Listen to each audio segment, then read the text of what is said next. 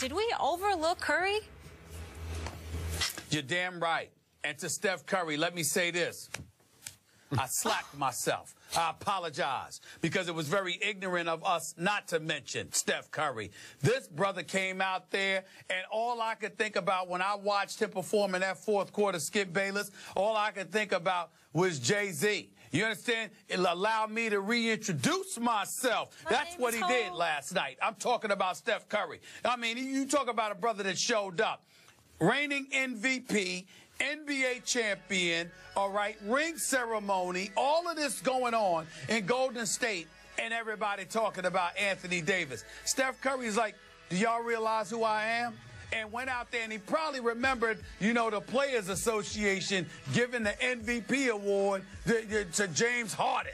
You know, he probably remembered that, too. Yep. So I just thought it was one of those situations where Steph Curry went out there and just reminded everybody, oh, you know, ain't no fluke this way. I'm still the marksman that I am. I'm still the greatest shooter that this game has ever seen. And, oh, by the way, I will boogie on you whenever I want to. You must have forgot.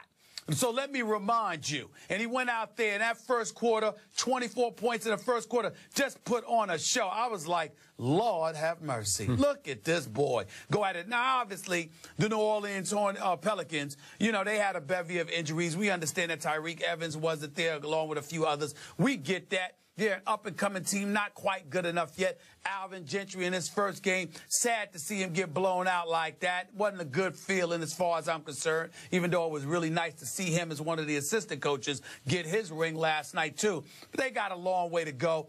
But in the end, what it reminded you of is that these are the reigning, defending NBA champions that we're talking about. And whether or not they're going to win the championship, you're still going to have to contend with them in order to get to the finals, because the Golden State Warriors, specifically Steph Curry, put the NBA on notice. I have no intentions on going anywhere.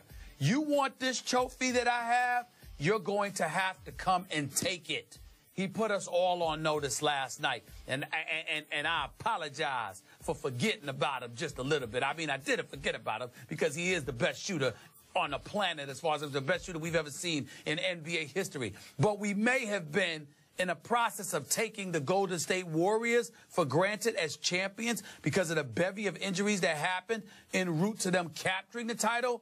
I think what we did was snub Steph Curry a little bit by not recognizing that while we were talking about them, we needed to throw a caveat out there. We weren't talking about him. This dude is something special, and I'm glad he reminded us of that last night. To me, even though you slapped yourself over this, if Steph were here right now or where you are right now, I think he would hug both of us and thank us for not putting him. We didn't even bring his name up as we went back and forth about who would be the MVP. Yeah. I also want to specify, I was picking who I thought will win MVP, not who I think that I believe is the MVP of the league. And I thought at the end of the year last year, Steph was sort of grudgingly voted MVP. It was close. You got to give it to him because Golden State has been the story. They've run away with the Western Conference. And finally, to me, I'm trying to sort of look into the psyches of the voters. People just threw up their hands and said, well, I guess we have to vote for Steph. But here's my point about what happened last night. Obviously, the reason I did not love Golden State to win the West this year is they virtually added nobody of note in the offseason. And I think you would agree with me, all the Western contenders all got a little to a lot better by their offseason additions. We know what the Spurs did. We know what the Clippers did. We know that Oklahoma City just got better by virtue of health. That if Durant and Westbrook are healthy and stay healthy, they're going to be the factor that you believe they are. So you look at Golden State, and what did they add? Well, they really only added one thing, and that's a big chip on their shoulder. Thanks, starting with Doc Rivers and the quote about they were a little lucky. I'm paraphrasing the quote, but we all thought they were a little lucky because they avoided all the top point guards. They didn't have to play the Spurs. We could go on and on about who they didn't have to face on their way up the ladder. And then obviously they got Cleveland not at its strongest when Kyrie went down, and we can go in through all, and Kevin Love was already obviously out. So my point to you is, last night, Steph was saying, watch this. And to your point, he wanted to remind everybody he's still there and he's still Steph with 24 first-quarter points. Also, to your point, I can't overreact to this because, listen, Tyreek is not there. That's a key defender in the backcourt. Drew Holiday could not play last night. He's just not ready to play yet. He's beat up and hurt. So my point is, Nate Robinson had to start for the Pelicans. And love him on offense. He's a spark plug wherever he goes, but I don't know if he can defend anybody. So all of a sudden, I think it's big advantage Steph. So it was open season to put on the show that he put on last night. I'm not taking anything away from it, but again, because we have overlooked him and then overlooked his team, well, that's given them a huge advantage here because it's like they added something, and that is the no respect card that they can play. What I would tell you is that don't use any other player to offset what Steph Curry did, because if you're a player relying on physicality and athleticism, that's different. With Steph Curry, when you can literally, not engaging in hyperbole, not embellishing, not exaggerating, but when you can literally pull up from 30 to 40 feet and shoot it like a regular jump shot, Skip, there's no way to defend that. No. There's just no way. I don't care if it's Nate Robinson on you. I don't care if it's Kobe. I don't care if it's LeBron. When you pull up like that, all you can do is hope that the dude's missing, because you're not going to block shots like that most of the time. All right, that's number one. Number two, the New Orleans Pelicans, let me say this. I think in 2 to 3 years, Anthony Davis is going to be the best player in the world. That was one pathetic performance last night. 4 of 20 from the field, minus 16 when you're on the floor. That's just unacceptable. You, Anthony Davis, let Anthony Davis know this right now. You are a stud, but you just signed a new contract that's calling for you over the next several years to be paid $145 million. It's just one game. I understand. You're a bad boy. You're a superstar in the making. You can't perform like that last night. Not on that stage. And I understand that Golden State could be all over you and they're champions and you're up and coming. You can't do 4 of 20. Yep. That just can't happen. That was a very pathetic performance on his part. Damn it, don't let it happen again. You're too gifted for that. You get to the free throw line, or you can do something to avoid shooting 4 of 20. That's really what it comes down to.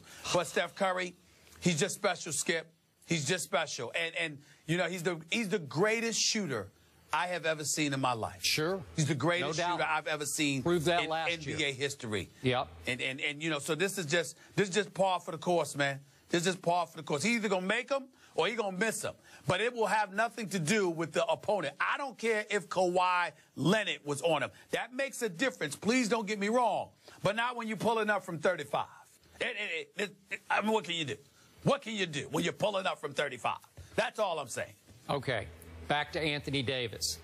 I said Anthony Davis will win this year's MVP, and my reasoning was that he's become such a media darling because he's a stats darling. He was #1 in PER, player efficiency rating, last year. He probably will wind up that again this year. And I thought if that team can just hang in and make the playoffs even in the 8th or the 7th spot, this will be his breakthrough year when it will be clear to the voters that statistically he's off the charts better than anybody else. This will be his year. I thought he crumbled last night under the opening night hype of all that, because he's obviously hearing that. He's got to go out and prove it against the defending champs. And I don't know if you got to see the start of the game, Stephen A., but he's been talking all offseason about how he's going to shoot threes. So right away, right out of the box, he goes in the corner and shoots a 3. Thought he got fouled, missed it, and screaming to the refs going down the court, couldn't get it out of his system, and it kind of went in the mental tank after that. Well, that's just that's a kid player. You know, you got to grow up. You got to play through that to start a game. And he was just out of sync and out of kilter the whole night. He's got to grow through that, and I believe he will. But the truth is that last night I did not love what I saw, and I've told you before. Does he have that it factor to be the best player in basketball? Well, that, again, just game 1, but that didn't show me much. Eventually, it'll come. Last night was a bad night for him, but it was a great night for Golden State. And to show you the testament to Steph Curry's greatness, it ain't just him that he does it for. He makes other players better. Andrew Bogut hit all 6 of his shots from the field. What else do you need to know? The Warriors are a 67-win team and return their top 9 players in terms of postseason minutes played since the NBA-ABA merger. 5 other teams won the NBA title while also winning at least 67 games. All of them returned to the NBA Finals, and 4 of them successfully defending their title.